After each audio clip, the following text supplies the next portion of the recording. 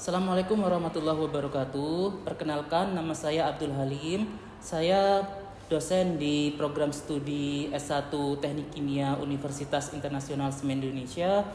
Di sini saya mengampu mata kuliah Teknologi Pengolahan Pulp dan Kertas. Mata kuliah Teknologi Pengolahan Pulp dan Kertas adalah mata kuliah keahlian di program studi S1 Teknik Kimia UISI dengan bobot 3 SKS. Mata kuliah ini ditujukan kepada mahasiswa semester 7. Produk pulp dan kertas banyak dipakai dalam kehidupan sehari-hari, seperti kertas, tisu, tekstil, popok, masker, kosmetik, hingga campuran makanan, sehingga dengan mengikuti mata kuliah ini, mahasiswa diharapkan memiliki wawasan yang dapat mereka terapkan pada banyak industri. Pokok bahasan dari mata kuliah ini meliputi ikatan kimia selulosa, teknologi ekstraksi selulosa, produk-produk selulosa, sifat fisik dan kimia pulp, sifat fisik dan kimia kertas, dan nanoselulosa. Pengetahuan tentang struktur kimia selulosa menjadi pengetahuan dasar dalam merekayasa dan menghasilkan produk-produk turunan selulosa seperti selulosa asetat, nanoselulosa, atau karboksimetil selulosa. Selulosa sebagian besar diproduksi dari kayu, sehingga penting untuk mengetahui proses ekstraksi selulosa, baik secara kimia ataupun secara fisika. Hasil ekstraksi pertama dari selulosa adalah pulp atau bubur kertas. Sifat fisik dan kimia dari pulp akan berpengaruh terhadap produk turunannya, sehingga akan dipelajari juga sifat fisik dan kimia pulp seperti panjang serat, freeness, coarseness, konsentrasi selulosa, hemiselulosa, dan lignin. Saat ini produk selulosa paling banyak adalah kertas, mulai dari kertas tulis cetak, kertas karton, kertas tisu, atau kertas security paper seperti kertas ijazah, materai, atau uang.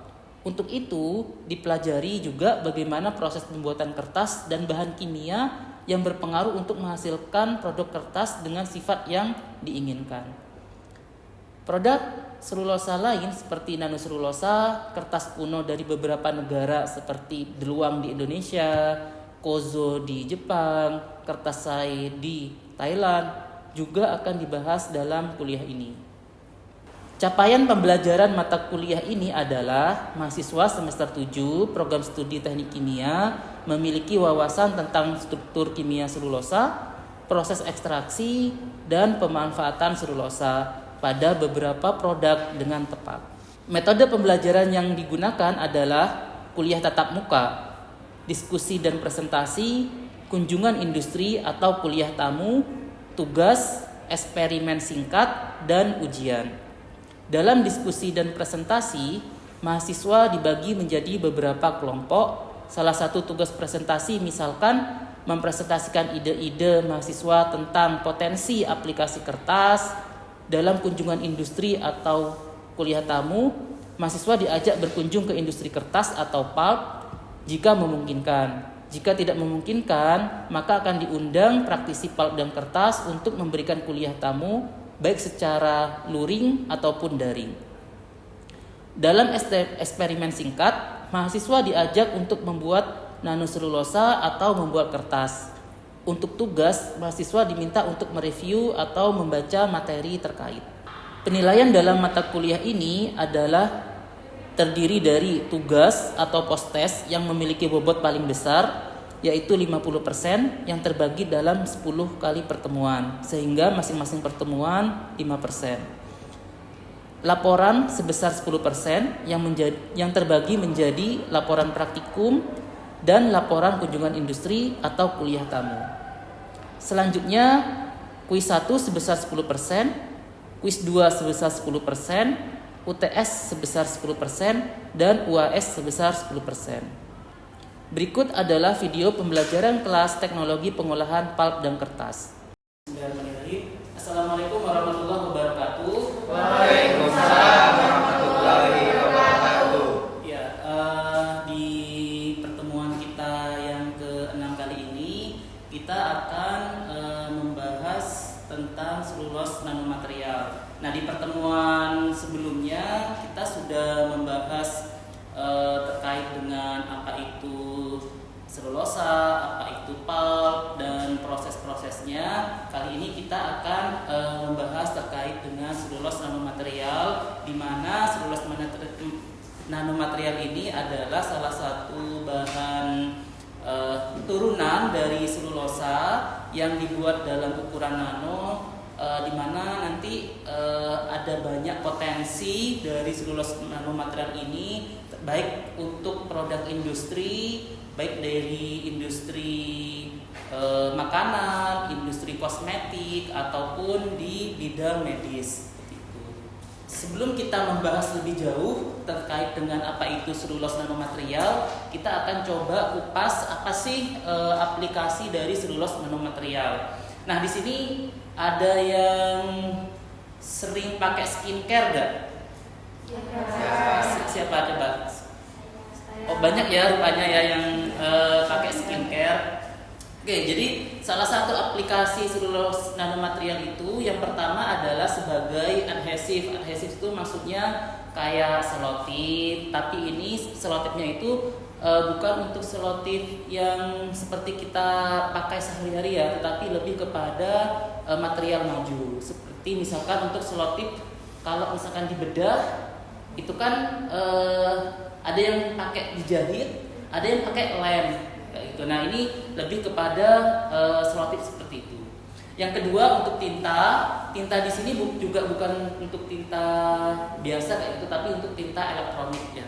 Kemudian polymer enforcement di sini maksudnya bahan untuk memperkuat satu matriks atau suatu komposit. Nah, contohnya di sini ada gambar mobil ya. Nah, ini adalah salah satu proyek dari Kyoto University di mana mereka berusaha untuk membuat mobil yang berbahan dari selulos nanomaterial. Nama proyeknya adalah Nano Cellulose Vehicle. Jadi, kenapa sih kok mereka mengembangkan mobil yang berbahan selulos nanomaterial? Karena selulos nanomaterial itu dia kalau diukur secara teoritis kekuatannya itu lebih kuat dibandingkan dengan stainless steel ya. Tapi dia itu punya densitas yang lebih rendah sehingga dia lebih ringan. Kemudian nah ini buat yang cewek-cewek ya, kosmetik. Nah, ini adalah salah satu produk di sini, nama mereknya Celentia ya, Celentia ya. Di sini salah satu produknya adalah suri-suri. Suri-suri itu kayak semacam skincare yang ditambah dengan nanoselulose, lebih tepatnya karboksimetil nanoselulose. Nah, karena kan kalau skincare itu kan biasanya melembabkan ya, kan biasanya kalau sudah dipakai peeling kayak gitu ya, perlu dipakai pelembab ya supaya gak pecah ya. Nah, ini selulos nanomaterial itu dia bisa memberikan kelembaban yang lebih. Jadi aplikasinya banyak sekali, termasuk juga untuk food coating. Misalkan kalau food coating itu kayak di apel kayak gitu ya, dengan dilapisi dengan selulos nanomaterial diharapkan apel tersebut bisa lebih awet seperti itu. Oke, kemudian kita banyak bicara terkait dengan aplikasi dari selulos nanomaterial. Nah, selulos nanomaterial seperti yang sudah kita pelajari di pertemuan sebelumnya terkait dengan pulp. Di sini ada pohon ya, pohon. Kemudian kalau pohonnya kita potong, kita dapat yang namanya batang ya, batang pohon. Kemudian kita perbesar lagi, kita ambil satu bagian dari batang pohon ini, ya. Kemudian kalau diperbesar lagi, kita bisa melihat struktur sel dari satu batang pohon tersebut. Nah, kalau misalnya kita perbesar lagi, dari dalam struktur sel, dinding sel pada kayu itu bentuknya serat-serat ya, serat-serat sama kayak otot manusia ya, serat-serat. Nah, serat-seratnya itu bisa dibagi menjadi dua produk. Yang pertama adalah nanokristal dan nanofiber ya, atau serat nano. Nah, di sini selanjutnya kita akan bahas apa sih itu nanokristal dan apa sih nanofiber. Tapi Di sini ada gambaran bahwa sebenarnya nanoselulosa itu diambil dari salah satu bagian kecil di dinding sel, atau nanoselulosa itu ada di dinding sel pada tumbuhan. Gitu ya. Nah, ini gambar dari produk-produk nanoselulosa di bawah. Jadi ada SEM, ada TEN, fungsinya sama ya untuk melihat benda kecil tersebut.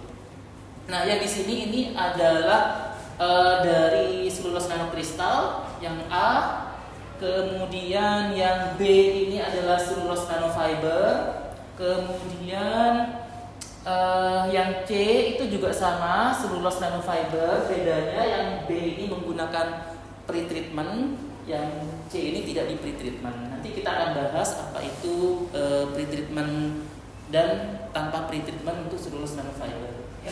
Yang D ini adalah gambar dari selulos nanokristal tetapi dari bahan tunicate. Kemudian yang E sama F itu adalah dari bakteri ya, selulos nanofiber tapi dari bakteri. Nah, selulos nanomaterial itu dibagi menjadi dua. Yang pertama adalah selulos nanokristal dan selulos nanofiber. Tetapi pembagian ini tidak mutlak ya, karena ada peneliti lain yang mengkategorikan juga berdasarkan bahannya. Misalkan berbahan tunicate, dia kategorikan lagi menjadi tunicate selulos nanokristal.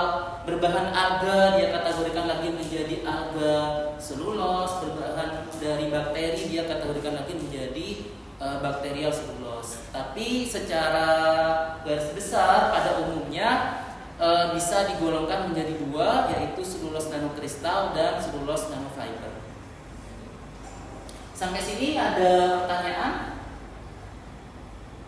Belum ya? Oke.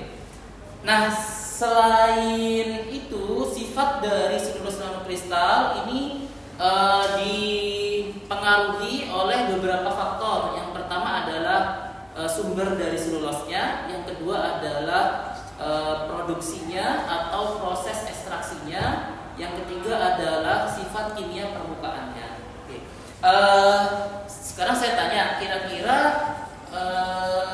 ada yang tahu nggak sumber selulos itu dari apa? Ya, silakan Denis. Dari Scooby, Pak, dari bakteri. Scooby, bakteri. Ada lagi? Ampas tebu. Tongkol jagung, Pak. Tongkol jagung. Tanaman alga, Pak. Apa? Tanaman alga. Alga. Ada lagi nggak?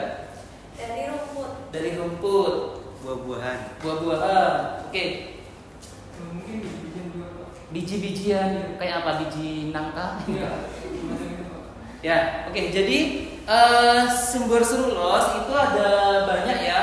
Pokoknya semua tanaman yang dia memiliki dinding sel itu dia mempunyai selulos di dalamnya. Jadi kayu, kemudian rumput termasuk ya, kemudian kayak apa namanya,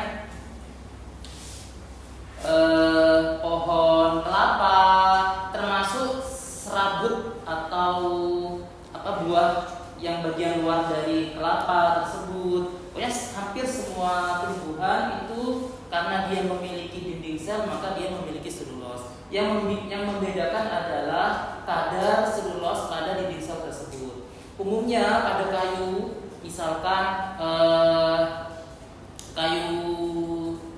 kayu-kayu yang besar, kayak kayu jati, itu kadar selulosnya mungkin sekitar 40%.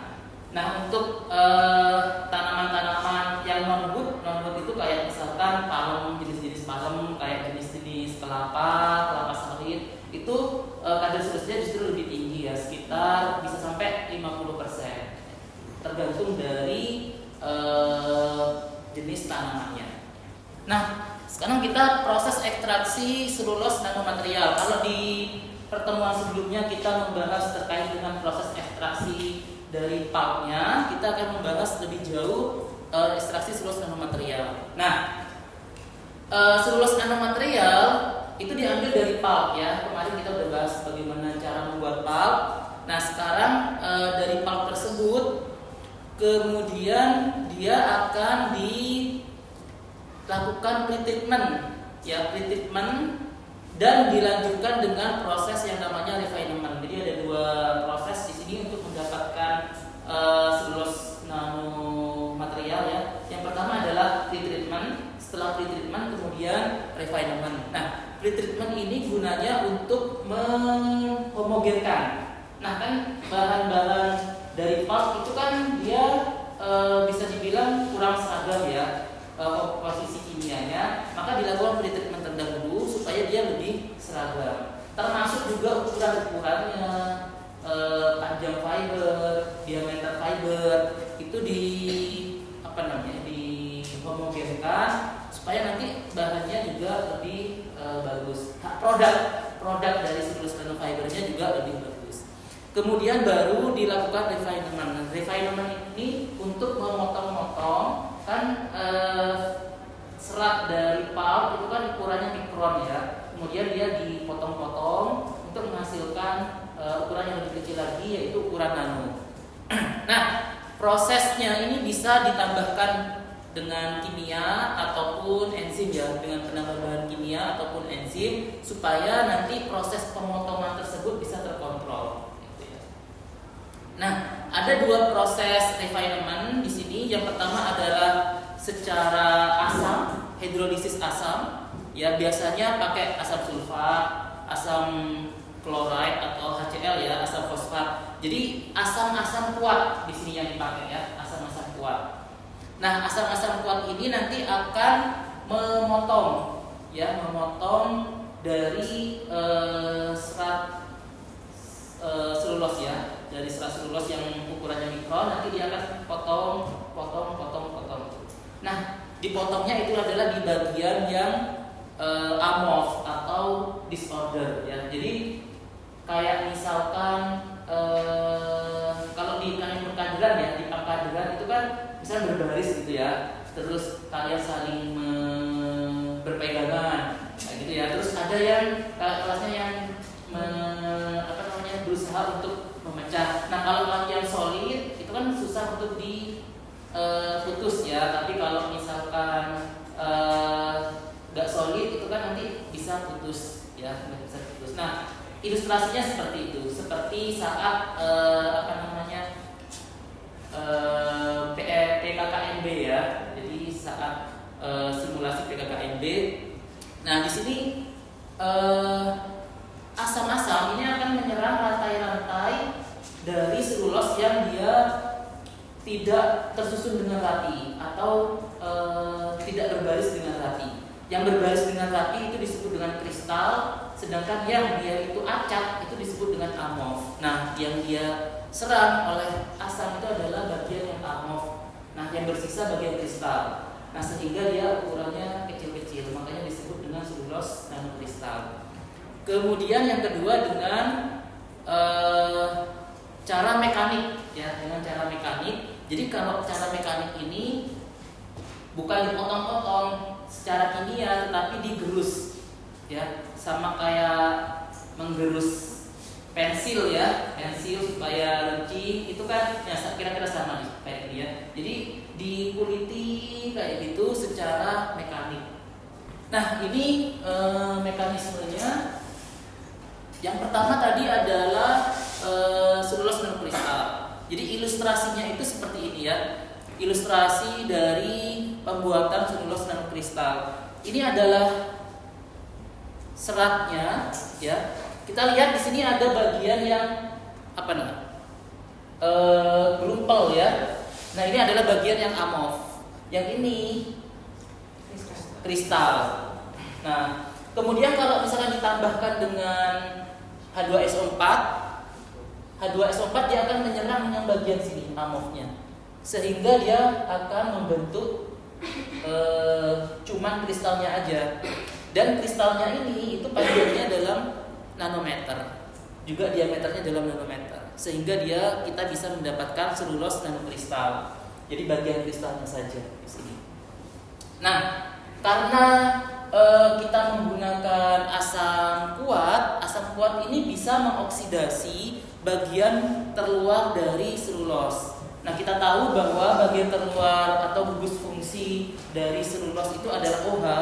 Kalau kalau ditambah asam terjadi hidrolisis, kemudian OH-nya itu disubstitusi oleh gugus asam sulfat di sini ya. Ini asam sulfat SO4 ya, SO4 tergantung jenis asamnya.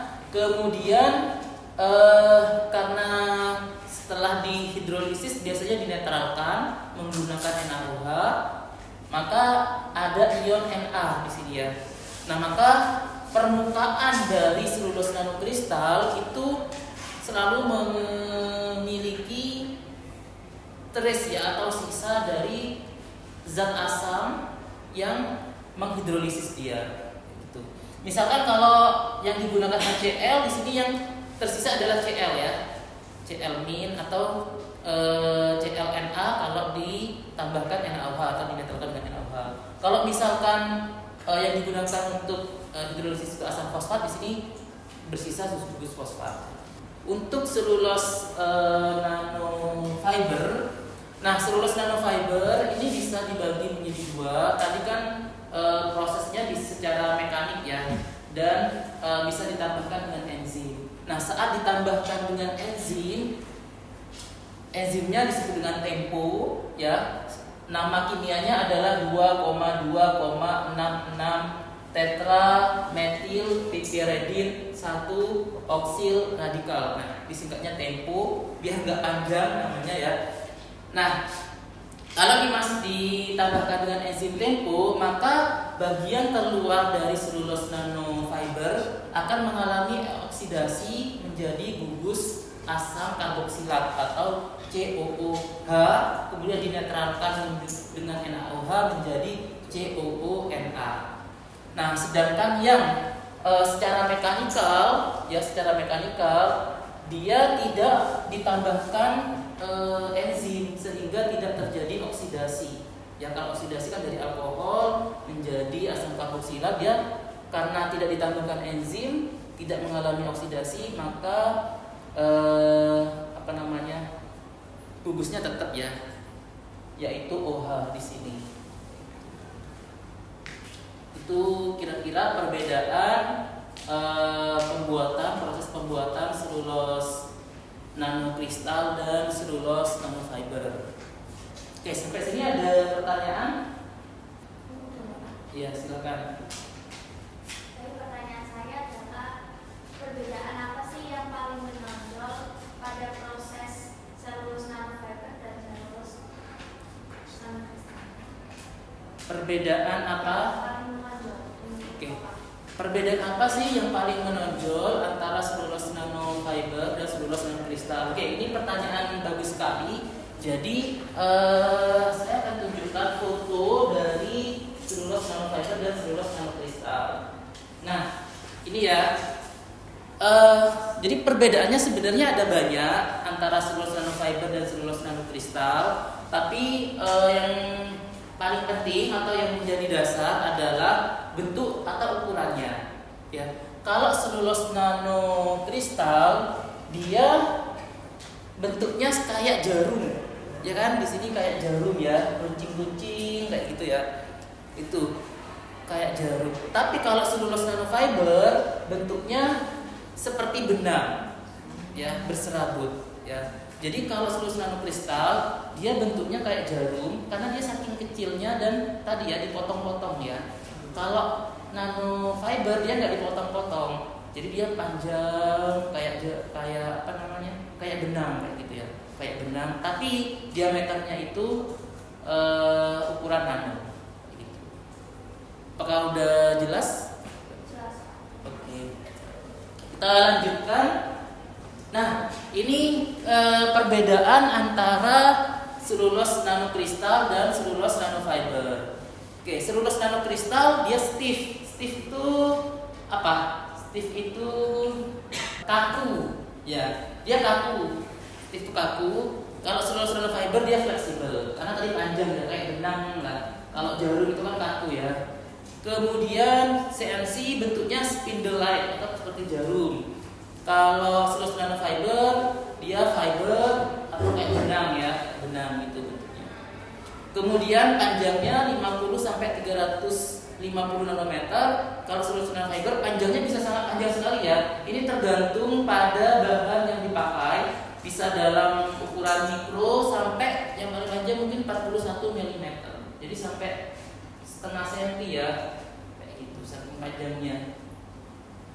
Kemudian selulose nanokristal diameternya itu 5 sampai 20 nanometer. Kalau selulose nanofiber diameternya 20 sampai 100 nanometer. Jadi selulose nanofiber itu lebih besar ukurannya dibandingkan dengan selulose nanokristal. Karena tadi ya selulose nanofiber dia itu dioksidasi secara enzim, tapi kalau selulose nanokristal itu secara kimia oleh asam kuat. Nah, sampai sini penasaran nggak kira-kira bentuknya itu kayak apa sih selulose nanokristal sama selulose nanofiber? Oke, ada bayangan nggak kira-kira seperti apa bentuknya? Apakah kayak serbuk? Apakah kayak gel? Atau kayak apa namanya? Pasta gigi? Ya kan ada kayak pasta, kayak gel, atau kayak apa kira-kira gambarannya? Kayak seluri gitu Pak. Kayak selarinya kayak apa? Pasta atau gelnya yang padat atau gel yang lendir-lendir? Oke, gel apa namanya? Gel kental ya? Yang lain? Denis apa Denis? Mungkin ada yang kayak Lembaran berarti padat ya? Kayak kertas itu ya? Oke. Nah, ini secara komersial, jadi selulose nanofiber itu sebenarnya produk nanoselulose itu sudah dipasarkan ya, tapi pemasarannya itu tidak secara global yang sudah apa ya benar-benar dipakai produksi massal itu, tapi lebih kepada produk-produk yang dalam tanda kutip eksklusif gitu ya. Di pasaran selulose nanokristal itu konsentrasinya sekitar 6 sampai 12%. Jadi lebih banyak alih ya ternyata ya. Kemudian bisa dilarutkan kembali kalau misalkan dia dalam bentuk powder ya. Powder itu berarti bubuk. Nah, bubuknya dia diperoleh dari proses spray drying atau freeze drying. Kemudian selulose nanofiber itu di pasaran itu sekitar 1 sampai 25%. Bentuknya bisa dalam bentuk gel atau pasta. Ya, bentuknya dalam bentuk gel atau pasta. Jadi kalau selulose nanokristal bisa dalam bentuk suspensi ya. Atau dalam bentuk powder serbuk, tapi kalau selulose nanofiber itu biasanya dalam bentuk gel atau pasta. Kenapa kok gak ada selulose nanofiber yang dijual dalam bentuk kering? Kenapa? Ada yang tahu?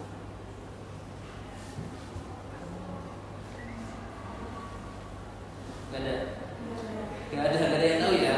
Karena sampai sekarang masih belum ada teknologi yang bisa menghasilkan selulose nanofiber yang bisa dilarutkan kembali. Jadi selulose nanofiber sekali dikeringkan dia tidak bisa dijadikan larutan lagi. Oke, mungkin itu saja untuk materi kita pada kesempatan kali ini. Untuk absensi dan post-test, link post-test akan saya berikan kepada ketua kelas. Nanti silakan ketua kelas untuk di-share. Di sana ada informasi kapan paling akhir pengumpulan dari post-test dan kapan paling akhir untuk melakukan absensi. Oke, terima kasih. Sampai jumpa di pertemuan minggu depan. Jangan lupa untuk absen dan mengerjakan post-test. Sekian dari saya. Assalamualaikum warahmatullahi wabarakatuh. Demikian video perkuliahan pengolahan pulp dan kertas. Kurang lebihnya mohon maaf. Sekian dari saya. Assalamualaikum warahmatullahi wabarakatuh.